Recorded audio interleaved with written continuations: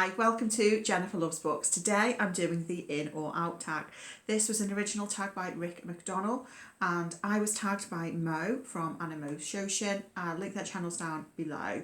This is a tag that it's quite old and it had been on my radar to do for a while, so thank you to Mo for tagging me and prompting me to finally get around to doing it. I quite like this tag. It's a list of different sort of bookish things and you just have to say for each one whether you are in or out.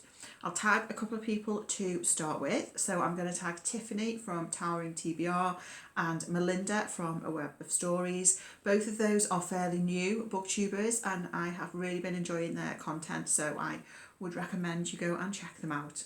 So, question number 1, reading the last page first. I am definitely out for that. I don't know why you would do that, especially as I read a lot of mystery and crime.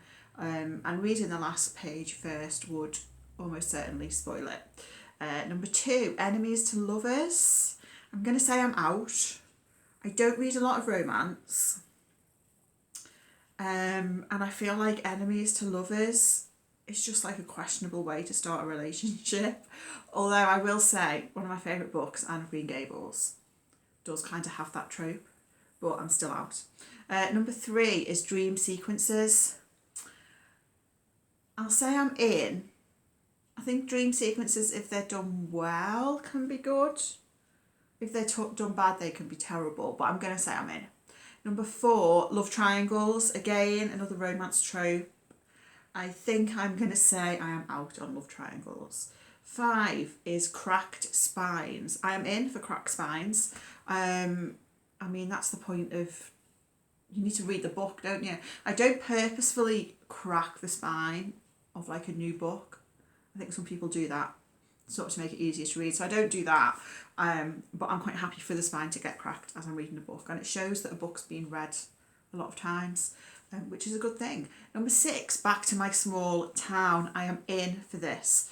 Back to my small town is a trope that happens in a lot of thrillers and I tend to quite like it. I think it gives rise to a lot of interesting sort of like past secrets coming to life, and I like that kind of thing.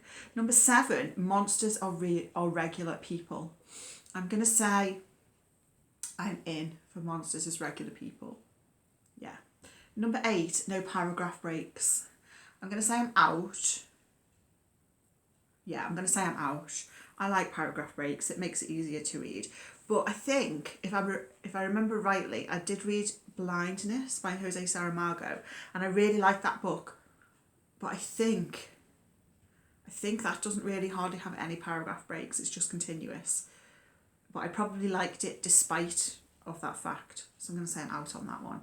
Number 9 is multi-generational sagas. I'm out. Multi-generational sagas is pretty much my worst thing. It's like my worst nightmare in a book.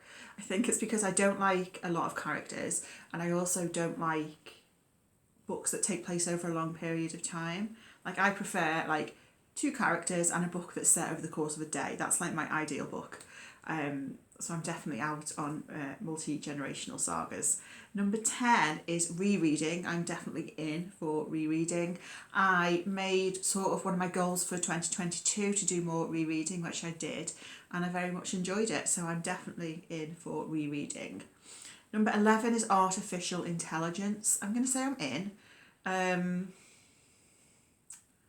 Yeah, I think that can make a book kind of interesting, so I'm in. Number 12 is drop caps. So this is where, like, at the start of a new chapter, it starts off in capital letters and I have like a few words in capital letters. I'm going to say I'm out. Like, I'm kind of indifferent, but my preference is without. 13 is happy endings.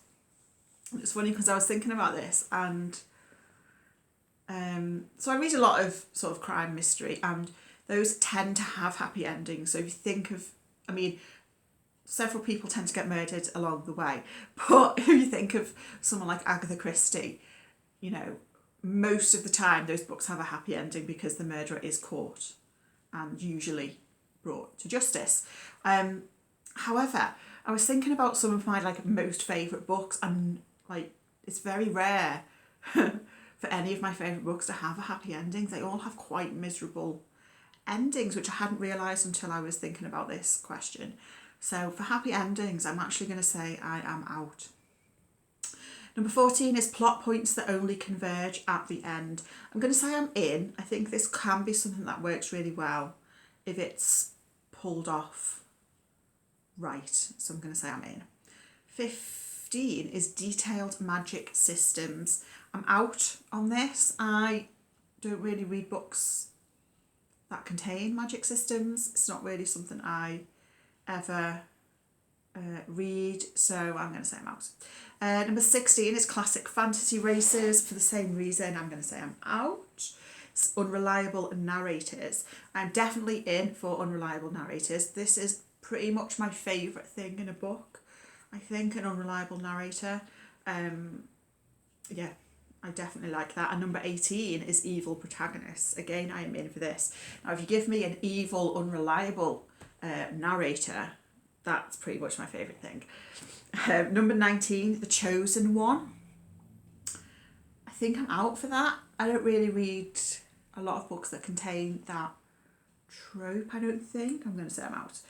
20 is Where the Protagonist Dies. I'm going to say I'm in because, yeah, I think it can be really effective. And there's one book in particular I'm thinking of, which I'm not going to say what it is because it would be a massive spoiler.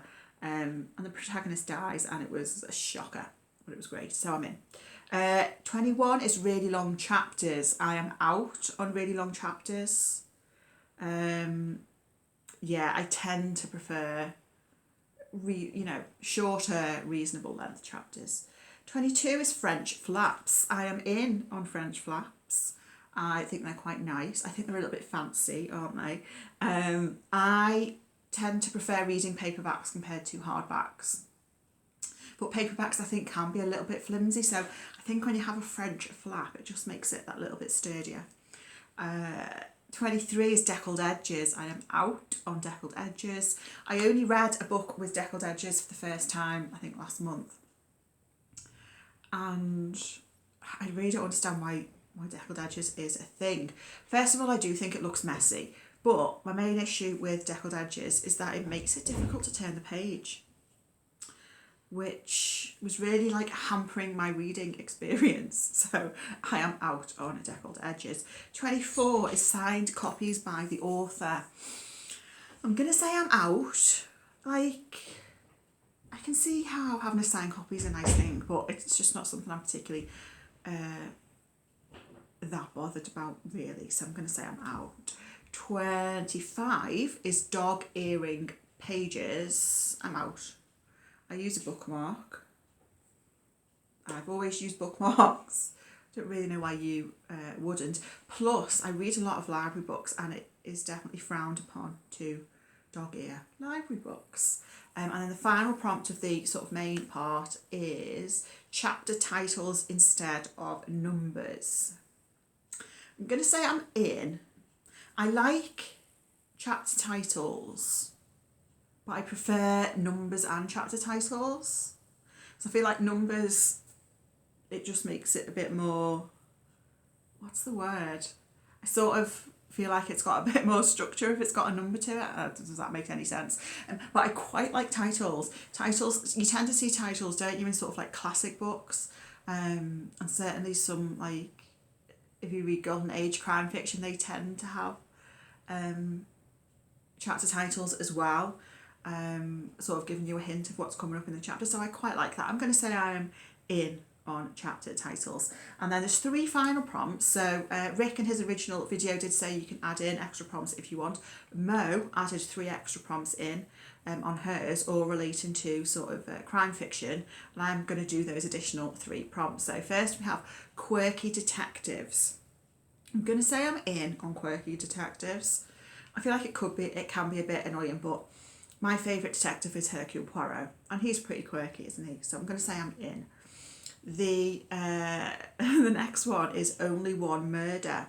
So I'm going to say I am out on Only One Murder. For a murder mystery book, I think there needs to be a minimum of 2 murders for it to classify as a murder mystery book. Ideally more.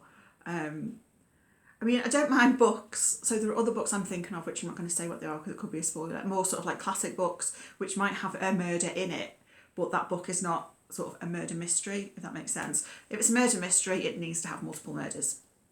Absolutely.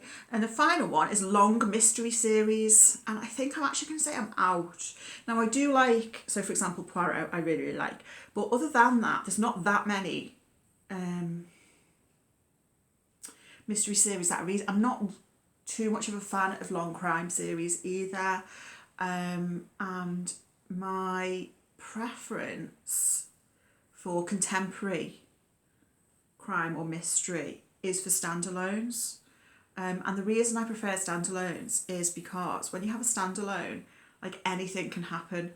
Like the detective could be the murderer, you know, it's open. Whereas if you've got a series, it's more structured, it's more to a set format, and you know, there are set boundaries within which the action can take place, if you know what I mean. But with the standalone, I just feel like it's much more open for anything to happen. So yeah, I'm out for long mystery series because I prefer a standalone. Those are all the prompts. I hope you enjoyed watching that. If you haven't already done this, I know a lot of people have already done this, but if you haven't and you want to have a go, feel free to consider yourself tagged, or if you want to answer any of the questions down below, please do.